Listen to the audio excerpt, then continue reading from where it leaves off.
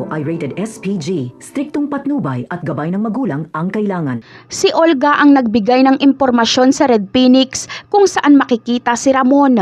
Kaya sa muling pagharap ni Ramon at ng mga Red Phoenix ay walang laban si Ramon dahil hindi siya handa. Kaunti lang ang kasama niyang mga tauhan, habang ang Red Phoenix ay buo ang puwersa. Ganun pa man ay matatakasan pa rin ito ni Ramon at sa bangka nga siya magtatago. Habang si Marites naman ay malalagay din sa panganib. Ipapadukot siya ni Olga pero makakatakas siya. Malalaman na ni Marites ang tunay na pagkatao ng tinuturing niyang kaibigan na si Beng. Tatakbo si Marites hanggang may lupa para takasan ang kamatayan. Hanggang sa mapadpad si Marites sa bangka kung nasaan din si Ramon. Mas lalong na triple ang takot ni Marites noong makita niya si Ramon. Agad niyang naalala ang pambababoy nito sa kanya noon.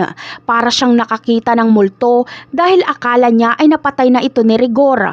At malamang ay si Marites ang magbibigay linaw kay Ramon kung sino ang tunay na tanggol. Talaga nga namang palpak na naman si Olga dahil sa ginawa niyang ito ay nagkita tuloy si Ramon at Marites na magiging dahilan para mabunyag ang sikreto ni Olga at David. Akala ni Olga ay napakatalino niya pero lahat naman ng kanyang plano ay puro palpak at siya ang nakakarma. Namatay na ang dalawang anak ni Olga na si Greg at Samantha dahil sa kasalanan din ni Olga. Wala nga siyang kaalam-alam na si David ang pumatay kay Bubbles para siyang nag-alaga ng ahas.